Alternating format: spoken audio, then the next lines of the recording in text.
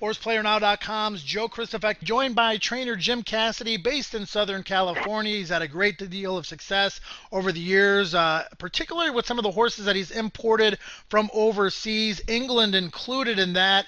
And Jim, let's start with the process. How you find these horses, how you go about bringing them over here, and what exactly you're looking for in a potential prospect that you think will succeed on this side of the pond.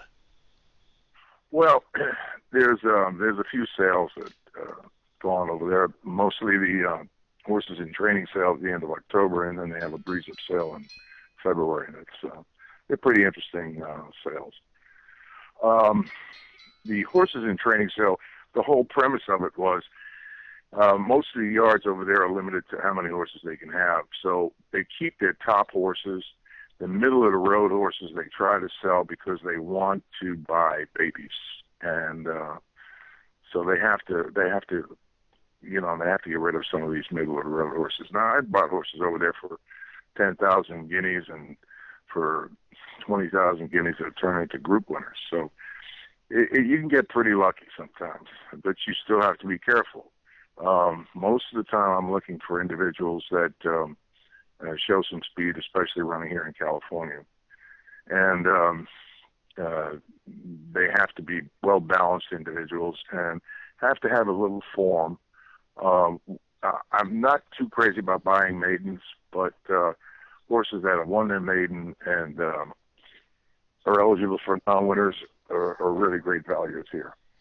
Now, is it restricted to auctions or are some private sales involved? And, how do you go about, scouting these horses and making your final decisions as to which ones you like the best? Well, of course, you got a 14-hour plane ride, so you got plenty of time to look at the pedigree. But you can throw the pedigrees out because once you get there, you're just looking at individuals. Now, one of the things you have to be aware of the horses that like the firmer ground, because a lot of the horses over there, Galileo, for instance, is a very good stallion. But most of his they seem to like the little softer ground. The same with Sadler's Wells when he was popular. But there are those that love the firm ground, and so this is basically what you're looking for. You're looking for something. You don't want something that's run twice and won twice on the soft, because you have no indication whether they'll handle firm ground or not. Most of the horses on the soft that like the soft usually want to go too far, and they want that big old cut in the ground because they're just not fast enough. So they have a lot more stamina than speed, and most of the time I try and stay away from it. Now, you've enjoyed quite a deal of success with fillies in particular, a lot of which you've brought over from overseas. Why do you think that is, and do you think it's easier to find overseas fillies that fit your program versus the colts, or is it just basically a coincidence? Well, it is kind of a coincidence, because what happens is when you're buying a colt over there, you have the jump people involved, and if you get a good size, good strapping colt, you're going to pay some serious money for them, because they'll spend any kind of money on a steeplechase horse. And so most of the time you're pushed in the direction of fillies. Now, if you can get one with some pedigree, all the best. Unfortunately, a lot of them are European pedigrees that most people in this country, you put them to a sale or something like that, they just don't recognize. But nevertheless, they're still decent sorts and generally very professional, the fillies. I've bought got grade 1 winners, grade 2 winners, and they've just been, and you have to be a little lucky too. So now, do you prefer? You don't want to. I'm sorry. You just don't want to buy a horse that has little problems. You don't want to buy a horse that has a little chip or a little flake or things like that, because if you do, on our firmer ground in this country, they're just not going to hold up. Now, do you prefer to acclimate your imports or run them right off the plane, or does it depend on that individual horse? Yeah, the odd one, sometimes you're playing a little game of chess with an owner, and you want him to buy the horse because you really like the horse, so you kind of talk to him about, well, I'll tell you what, let me run this filly in the 2-year-old stake coming up at the end of Hollywood, or whatever the case may be. I'll run it right off the plane.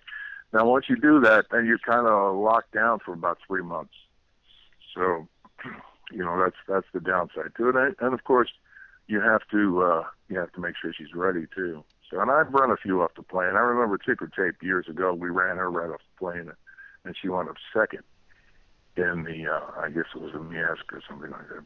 But, it's just, what you can deal with. You're dealing with owners. You're dealing with money.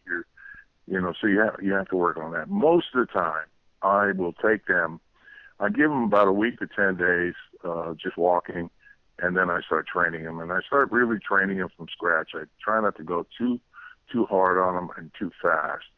That's a mistake. A lot of people, they're just different type. They're not used to the fast, the speed. That's why you see so many of them break slow from the gate the first time, because that's just the way they do it over there, and that's what they're accustomed to. Now, but here I like to. Pardon me? No, I was going to say, well, that evaluation process continues on with each individual horse. How do you decide where they might fit and decide where to run them the first time in different scenarios? Well, of course, you want to see what they're eligible for, certainly. And most of the time, I'll run them in a condition race first, or if they're a little lighter in the condition department, I don't mind going to a stake. I don't mind at all. I mean, the good thing about them is the light goes on when they're at the races. I mean, it's just a different. It's actually amazing how quiet one could be, how just laid back.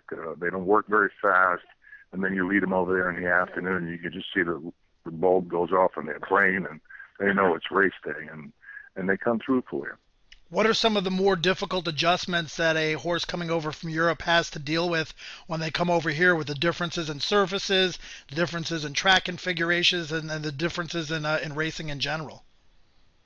Well, compared to what they're used to, I mean, they must come over here and think they're at a carnival, or no matter how nice the racetrack is, because it is kind of laughing. It is a bit of a laugh when you look at some of the things that they gallop on, and some of the massive racetracks they run at. So that's an adjustment. And of course, not everything works out. You'll have the odd one that just refuses to do it, and you have to go back to plan B and try to figure out what exactly the problem is, and you got to work around training something like that. But it doesn't happen that often, but it does happen. And as far as they're adjusting to it, the whole thing with them adjusting is just making sure they don't get sick. And that's why I give them so much time at first, because if you start training them and they get sick, then they really get sick. And if you just walk them and they get sick, they get over it 4 or 5 days and you're okay.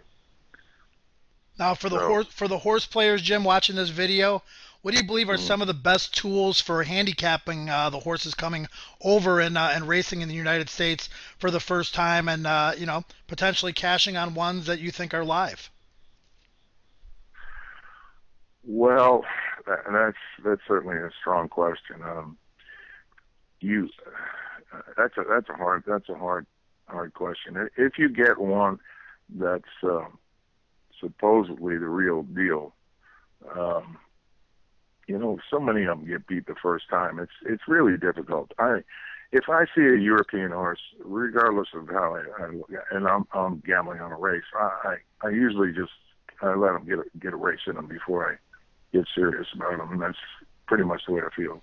And what about the ones that are coming over here specifically for a race like the Arlington Million or the Secretariat or the Beverly D, which we're going to see next week, that have that European class and really fit well against some of these American turfers that might not be as strong or accomplished based on who they faced?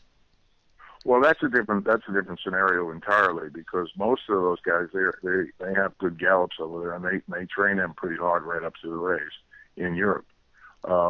Where the horses that you would buy, if you leave them at a yard to train, it's a little hard to say how much they do, how much they don't do. So you're not on top of it, because you're back here in the States, your horse is over in Europe. And but the horses come into Arlington and to places like that. Those guys in Europe, they're no dummies. They get them ready, and I look at some of those horses, and I just wonder. I mean, they're just absolutely just tremendous horses. I mean, you got guys like Gosden over there. I mean, here's a guy that'll tell you, whatever you do, Jim, don't breeze this horse a half a mile, because he'll get crazy in the head and he'll just want to get it on early. I mean, guys, you don't hear that kind of stuff here in the States. People are actually trying to help you over there with a particular horse that you buy. But I understand the ground over there is different than here. We have putting greens compared to what they have in Europe.